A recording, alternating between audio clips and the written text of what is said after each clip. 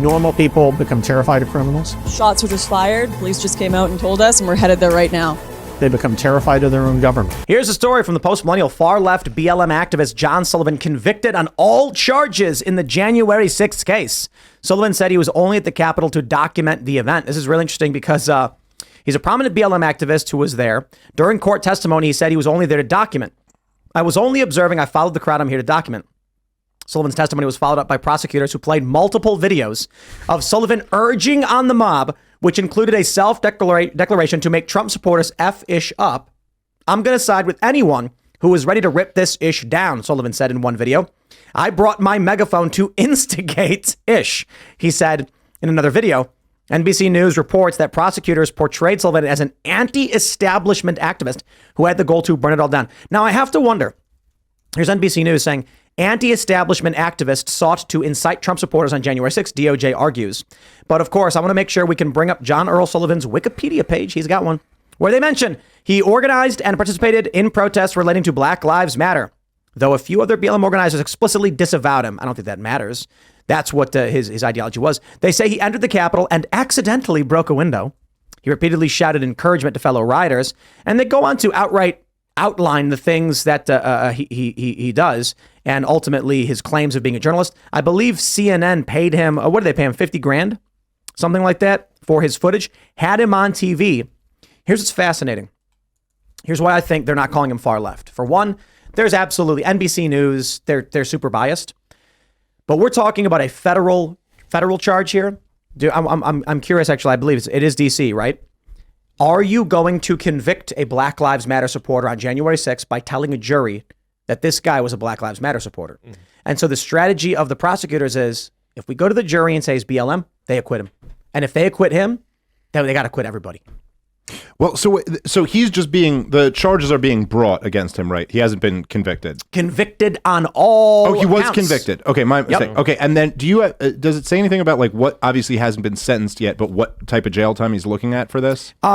Well, here's the interesting thing. I mean, because breaking a window is what that the Proud Boy or whatever got him like 15, 17 years or whatever it was. Right. And the argument was that they were like, well, by breaking a window, this wasn't just, oh, you broke a government window. It was you created an opening for a mob that would then be trying to overthrow the government. So I'm just saying, because for the record, whatever this guy's armed. Well, whatever this guy was armed on January 6th. Armed with a knife. Okay. And they even point out that he drew the knife on the house. He drew his knife as rioters were trying to breach the house floor. Well, I didn't realize this guy was a hero. I'm just kidding. I'm just kidding. That's a joke, YouTube. It's a total joke, and I don't mean that literally, but you know, get my point. Anyway, well, I'm just saying because if they're going to throw the book at this guy in that way, I still would think that's insane, as I do with all the January 6th protesters. What's really interesting about this is the question of, which I don't know if it's clear, what is this guy, hey, I'm just so anti-establishment, I'm a burn it all down when there's Black Lives Matter rally guy, and I'm a burn it all down when there's J6 type guys? Or is this what I think a lot of the right-wingers were more suspicious of initially after January 6th, that this is somebody who's trying to make the pro-Trump movement look bad by instigating all of them to do something that then could be spun as like, yeah, look how horrible the pro-Trump people are? Could be both, because if Black Lives Matter was disavowing this guy before the January 6th thing even went off, he might have been kill two birds with one stone situation where he's like, yo, I can F the government and I can get all these people thrown in jail and get them to commit crimes, and then I can do away with two. Who knows? He just sounds like a radical that went too far. I don't know if you guys remember this, but prior to January of 2021, the left was not shy about openly embracing insurrectionist rhetoric. I remember during the BLM riots, there were left-wingers who were saying all these right-wing hypocrites spent years saying they have the Second Amendment to rebel against tyranny and overthrow the U.S. government, and now that the government is just indiscriminately killing unarmed black people, which is of course a lie, but that's what they were saying, these right-wingers won't rise up against this state. And then as soon as January 6th, 2021 happens, oh my gosh, insurrection's the most serious problem in this country, and we need to call these people traitors and throw them in prison. So it wouldn't surprise me that you actually might have a left-wing activist saying, yeah, I'll join with these right-wingers, try to overthrow the government, or try to instigate right-wingers to overthrow the government. I want to crank this thing all the way up to 11 right now, if I may, and just say Civil War. All right, everybody's been waiting. I haven't said it in a few months, so I feel like it's due. But no, let me explain. I don't literally mean to say civil war, but I'd like for you guys to give me your thoughts on. The other day, we saw David DePape testify. This is the guy who attacked Paul Pelosi. In his testimony, he claimed that he was a leftist who was radicalized by right-wing conspiracy theories watching YouTube. Of that, he included me, Glenn Beck, James Lindsay. Dinesh D'Souza made a good point that this is a narrative where they go to them and say, they go to these people who are being charged, like the J6ers, and say, blame Trump, blame the right, and do this. I think there's a really simple reason why that's the case. You're in San Francisco. You are in the bluest of blue, and the defense says to you, listen, you will not win because you attacked Paul Pelosi. However, the best sympathy you will get is if you claimed you were radicalized by the far right and that you, oh no, what have they done to me? It's the evil right that did it. Try and earn some sympathy in that way. The reason why they're arguing this guy in a federal case in DC is anti-establishment and not far left, once again, is for that exact same reason. Now, what happens is you are getting through these high profile cases in San Francisco. I'm seeing these people post saying, oh, look, James Lindsay, Tim Pool, Glenn Beck, oh, they radicalized this guy. It's a lie. It's nonsense. But it's creating that terrifying boogeyman. It's creating that bifurcation. If prosecutors in high profile cases are they're going to keep playing this narrative of Donald Trump is radicalizing people to extremes. Anytime someone commits some kind of extreme act, even a BLM supporter, they're going to blame the far right or the quote unquote far right. They're creating a narrative that young people who are entering the political space will believe we live in this world. So real quick, as an example. It's a really interesting point that you bring up. Can I just say, like, because I think that's such a good point and such an interesting thing to focus on. Because like as a libertarian, one of the things that we talk about a lot is that, like, look, we don't think government should be in the business of kind of micromanaging culture and things like this. But you also recognize that you need other forces, like you need kind of a virtuous culture in order for that to work. And I think one of the things I've been thinking this a lot, like since all these insane indictments have been coming down against Donald Trump, when you look at like kind of the landscape of current day America, you go, how could a guy like Donald Trump ever get a fair trial? I mean, if you have a jury trial with Donald Trump, whoever the jury pool is, it's like a 50-50 shot that they either think he is Jesus or Satan. And how could anyone who has either one of those opinions ever be an honest juror? And I think kind of the point you're making here is that, like, look, in the reality today of a modern jury trial with the polarization of the country and this white hot culture war, you almost, man, if you're on trial in San Francisco, it's almost like the only way to tailor your defense is to try to have it something that hugs a left-wing sympathy. Let me add to what you said. You said 50-50. Let's say 33. Sure. But no. Here's what I mean. 33% are going to say Trump's Hitler. 33 are going to say Trump is good, and 33 are going to say, "Holy crap! I better side with the left, otherwise Antifa is going to show up to my house and beat me to death." Yep. Yeah, okay, fair enough. But it's an interesting point, right? Because people who were charged in relationship to January 6th or because of activities they engaged in on January 6th are tried in Washington, D.C., as if that's a jury of their peers. I'm sorry, if you came from Arkansas, DC leftists that's not a jury of your peers. That's people who have a jury of your enemies. Exactly. People with a specific political bias who hate you and your way of life. Hold on. I mean, think about what you're saying here. Other Americans are your enemies. Oh boy. So when I'm no, like, not other Americans, people in Washington D.C. Let's be clear about this. But I get it. But like the genuine sentiment is, if you are from, look, I brought this up yesterday when we were talking about the DePape thing. We had a legal issue against a major corporation, and my lawyer said, okay, well, if you sue in California or New York, you'll lose. The Democrat judge is already going to hate you, Tim Pool, and outside of that, they're going to be way more pro-corporate, and they're not going to care about your rights. You sue in West Virginia, you're going to win overnight. Why? Well, you're in West Virginia. They like you, Tim Pool. And I'm like, is that really all that it is? Yes. Selecting the proper venue is like one of the most important things, especially today, if not the most important thing. I have a bit of a different angle on this. I think that the real concern that I have is that you have these commentators that are being categorized, like my friend Tim here, along with James Lindsay and others, that they're trying to kind of lay out the groundwork for this stochastic terrorism argument, where you're being, pushed into radicalism by people who are just speaking freely, and then you're now in some way, what's the word? exculpated, where basically Implicated. your personal responsibility is removed because you've been inspired by this radical Tim Pool or Alex Jones or whatever, and it really, because of where we're at. That's a real thing, and Yeah. look, they've come at you before with that. What was the other, that Young Turks chick tried to like come at you about how some shooter liked that one was, of your videos or something like that. so that- no, not Young Turks. I'm sorry, my mistake. it was From Sam Sam Cedar. Cedar's. Yeah, that's right. So that was Emma Bigland. the guy in Texas who on his Facebook had posted 4 screenshots of one episode and one specific portion of one episode, and it actually showed he wasn't a subscriber. Which is it's such a crazy thing, because when you have a show like, you have a show like with this size audience, which you've built up a very big platform here, the idea that any one person who one time liked one clip on this, you're now on the hook. It's literally, it's almost on the level of like, well, this mass shooter watched Friends. It's so. insane. I mean, well, I think obviously Ross and Rachel are the reason why he shot up there. But the other thing about it that's crazy is that. Look, Phoebe was the one that radicalized me. Yeah, I'll tell you, she's the one. If it was on that show, she was the one. But like, if you actually kind of live in this world of, like, I do consider myself to be a radical, politically speaking. I'm pretty radically outside of what the current status quo is.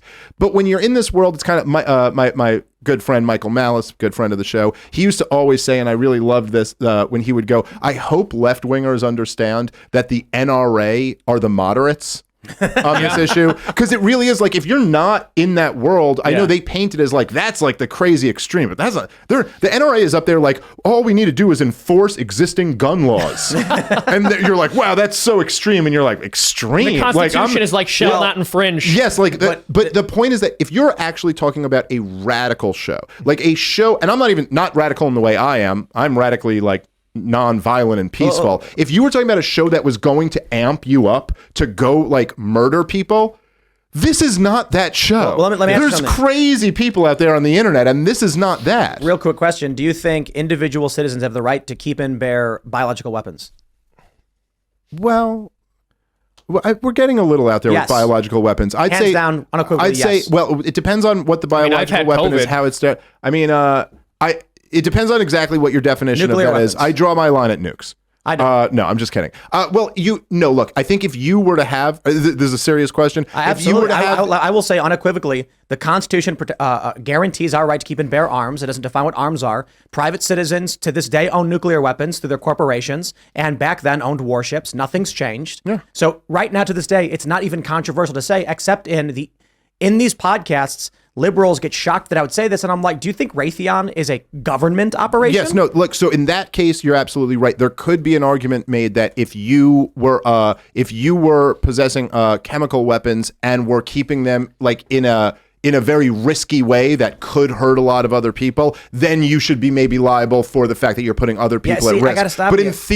in theory, I would tend to agree with you. This is the argument they make about proper gun storage and stuff like this. Like, you can only have a gun if it's separate from the ammo and in your trunk and not in not in the same compartment. So then the question is where you do draw the line. But at the same point, if you had a gun that you left out, that the difference between like a nuke or chemical weapons and a gun is that a nuke, if you're just keeping it in a way where it could just detonate at any moment, is actually a threat to other people. Whereas a gun, someone actually has to pick it up and point the trigger and shoot it. Anyway, I'm all for no restrictions. Brandishing a weapon, if you're like waving it around at people wrongly, Yes, it's criminal right. So activity. you could think maybe there's an. Don't try to out anarchist me, Tim. He's I'm doing not going to lose this anarchist battle. It's it. I will say, let me just say real quick, I do agree with the sentiment. Obviously, I don't want the government regulating any weaponry that I can own. However, I go the opposite direction where I say humanity ought to be working towards nuclear disarmament, broadly speaking. So I'm not interested in having civilians have them. I'm more interested in getting the federal government to have far less.